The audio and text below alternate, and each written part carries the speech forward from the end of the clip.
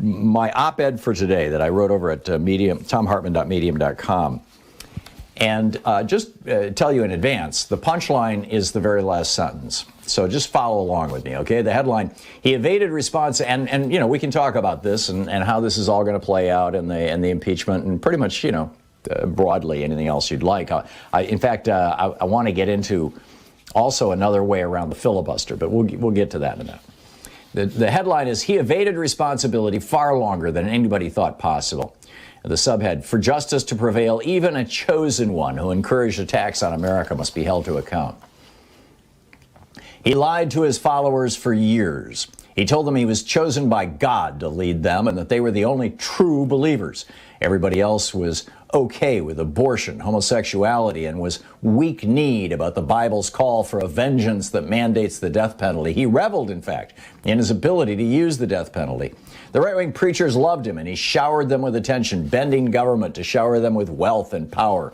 They, in turn, told their congregants that, despite his personal failings, he was the one, the reincarnation, or at least the modern version of an ancient king who Scripture said would come to lead their people into the last days when the Messiah would return.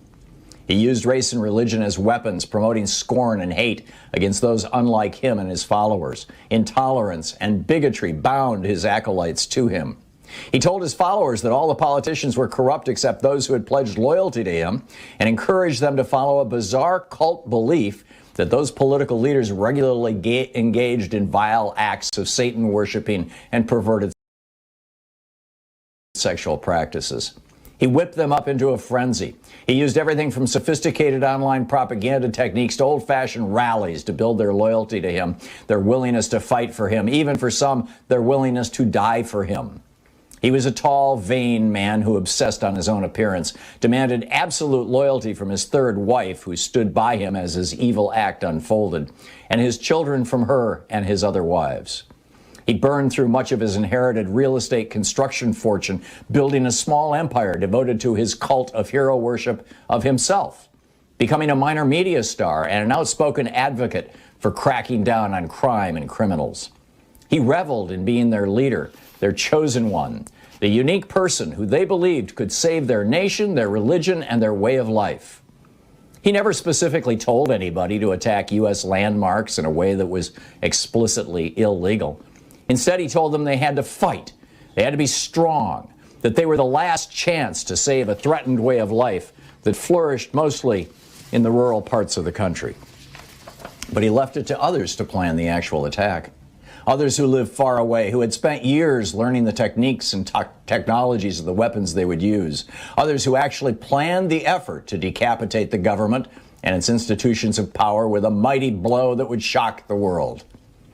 He surrounded himself with corrupt cronies who drew their authority and power from their close association with him, and helped fill the ranks of the government he had seized at almost every level across the country with people who'd sworn fealty to him. For his followers and true believers, it seemed he was the blessed one, the Midas touch, the man who turned everything into gold. He loved and reached out to the poorly educated, knowing they were the least likely to understand the historic blasphemy he was committing against both their religion and the pro-democracy movement that was sweeping the country.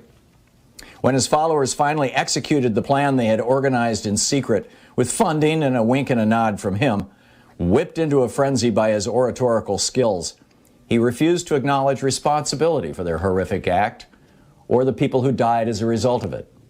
In his public statements, he feigned ignorance of the details, although reports leaked out that at the time of the attack, as people were fleeing in terror and dying, he was gleefully watching the entire thing on television from his place of safety.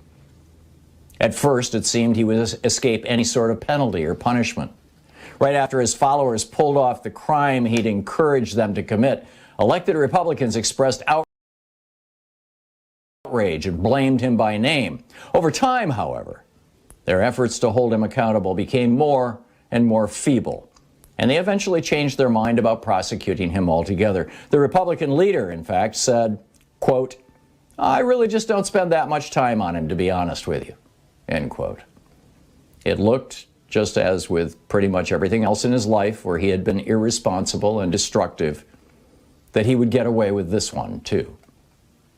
After all, he hadn't taken up arms against anybody. He hadn't beaten a policeman or anybody else to death.